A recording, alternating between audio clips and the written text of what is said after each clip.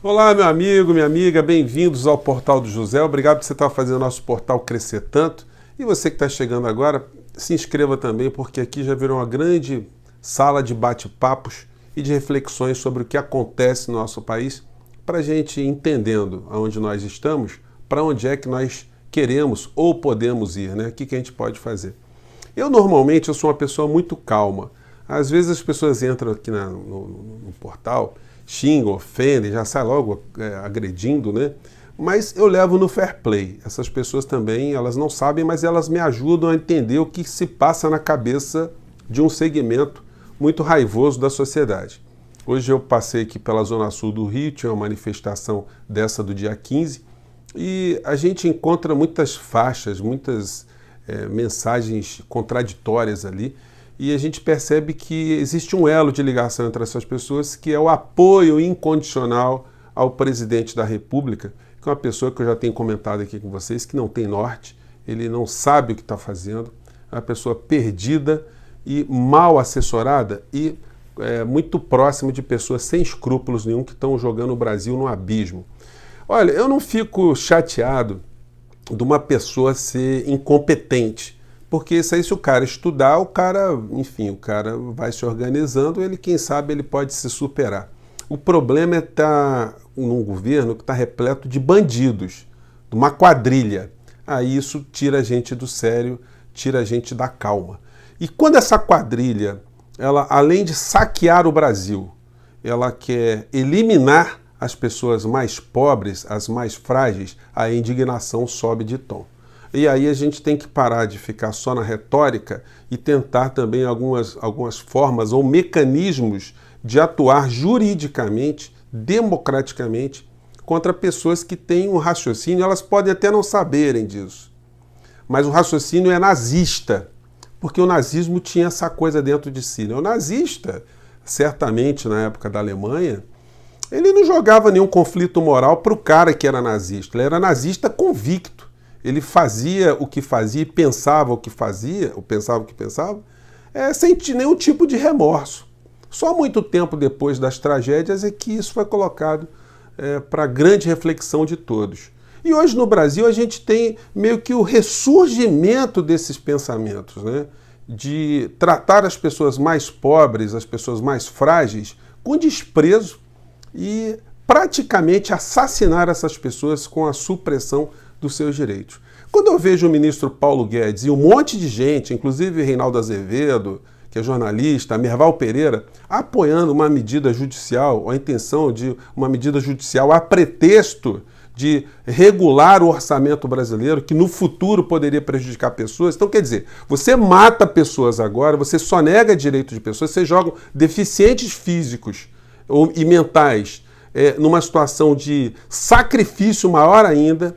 Você prejudica a família dessas pessoas, você pega os idosos com mais de 65 anos que estão na miséria e você sacaneia essas pessoas, a pretexto lá no futuro você não sacanear tanto as que virão mais para frente, né? Gente, mais para frente, os governantes que forem comprometidos com seu país, com sua gente, eles vão tentar outras soluções para não deixarem brasileiros morrerem, brasileiros serem jogados às traças.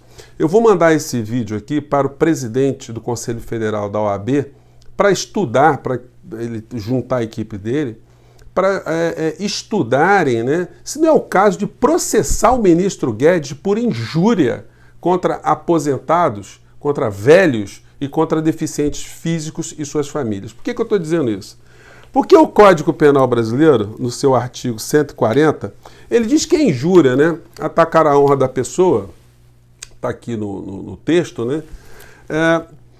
Se a injúria consiste na utilização de elementos referentes à raça, cor, etnia, religião, origem ou condição de pessoa idosa ou portadora de deficiência, a pena de reclusão de 1 a 3 anos. Então, quer dizer, se você ofende uma pessoa em razão da sua condição de deficiente ou idoso, você vai para a cadeia, você responderá criminalmente. Mas se você tentar matar essa pessoa retirando direitos delas, não acontece absolutamente nada. Se eu sou um idoso, eu sou um deficiente e vejo um ministro dizendo que vai entrar na justiça para bloquear um direito social meu, Eu não vou ficar magoado, eu não vou ficar triste, a família dessas pessoas não vão sentir absolutamente nada.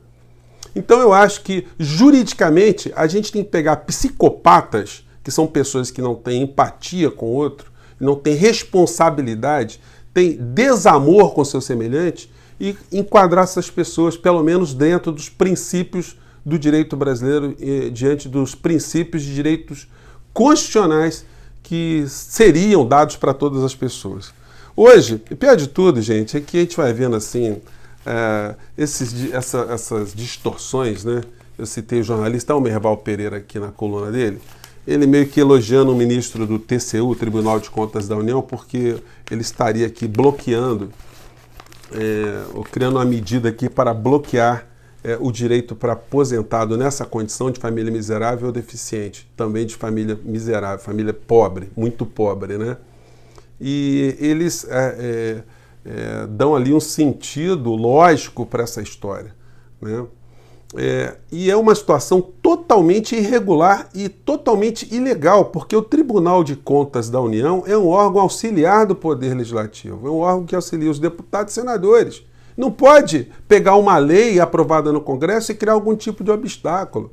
Ainda mais numa ação proposta ou numa medida proposta pelo próprio Poder Executivo. Gente, onde é que esses caras estão com a cabeça? Onde é que está a humanidade desse pessoal? Por que não arruma outra alternativa? Por que o ministro Guedes ele não propõe uma medida para tirar 1% da lucratividade dos banqueiros aqui no nosso país? Que ele vai resolver o problema de aposentado, vai resolver o problema de deficiente físico nessas condições. Mas esse pessoal, gente, como eu estou dizendo, eles são nazistas e não sabem. Então é preciso a gente apontar para eles e falar assim, olha, esse tipo de comportamento é comportamento que denota duas coisas, que vocês são psicopatas, vocês não têm empatia com o ser humano e vocês são nazistas. E mais do que isso, né, vocês estão nos lugares errados, porque vocês estão em posição de poder, em posição de quem tem toda a estrutura contra quem não tem estrutura alguma. Isso que eu estou dizendo a vocês hoje está num texto também, de um certo modo, né, do professor Raul Eugênio Zaffaroni, a quem eu já pude assistir algumas palestras, e ele aponta aqui uma coisa que está acontecendo nos países mais pobres que têm governos salafrários, que é a exclusão de 70% da sociedade para beneficiar ou para proteger apenas 30% da sociedade. Esse texto dele está hoje na Folha de São Paulo. Eu acabei de vir dessa manifestação, porque eu passei aqui pela Zona Sul aqui do Rio de Janeiro, né? E quando você compara, por exemplo, com as manifestações lá no Chile, que são contrárias à supressão de direitos que Paulo Guedes implementou lá, aí você vê a desproporção, né? Como a dor e o sofrimento fizeram com que quase a totalidade do povo chileno tenha ido às ruas para protestar contra o sanguinário legado que foi deixado por Pinochet, auxiliado por pessoas como Paulo Guedes. Não precisa nem dizer quem era Pinochet também, né, gente? Agora, é possível se fazer alguma coisa diferente? Eu estava vendo aqui a palestra aqui do presidente mexicano, López Obrador, para falar do coronavírus, e o papo aqui durou mais de 2h30. Ele reuniu especialistas do México, fora do México, para tratar da questão, mas ele estava muito contente também porque ele conseguiu aumentar a arrecadação no México em 5% nos meses de janeiro e fevereiro e está concedendo mais direitos, veja bem, a deficientes e idosos no México, né? Disse o presidente mexicano, eu peguei só uma fala dele para vocês verem, vamos lá. Que se pudiese apresentar. Vamos a mantener una política económica que proteja a los más débiles. Esto, por ejemplo, pase lo que pase, se garantiza. Ele estava mostrando um gráfico ali onde ele está muito feliz de estar conseguindo aumentar direitos de deficientes e velhos aposentados lá no México. E mostra o gráfico como é que está subindo, e ele está pedindo aos deputados e senadores mexicanos que não criem obstáculos à concessão desse direito. Que é para isso que servem os governantes, gente. É para governar para todos. Governar para toda a sociedade, para seres humanos, principalmente não para pessoas jurídicas, né? Na Argentina, eu já mostrei para vocês também em algumas vezes, o presidente Alberto Fernandes, ele também, num programa que ampliou direitos para aposentados, aumentou os vencimentos de aposentados lá na Argentina para recuperar o poder de compra dos aposentados e criou um programa de 170 princípios ativos para medicamentos gratuitos para quase 5 milhões de aposentados na Argentina. Disse o presidente argentino. Ele está dizendo, não me esqueço do que diz o coração de cada um de vocês. Não me olvido lo que necessitam os mais desamparados. Não me esqueço, né, do que necessitam os mais desamparados. Não me olvido que chegamos ao governo para atender a los que peor situação estão, porque eles são a urgência da Argentina. E les pido que não. Quer dizer, não pode esquecer que eles estão no governo para atender as pessoas que têm maior urgência, têm a maior necessidade na Argentina. Porque não nos vão fazer cambiar o rumbo.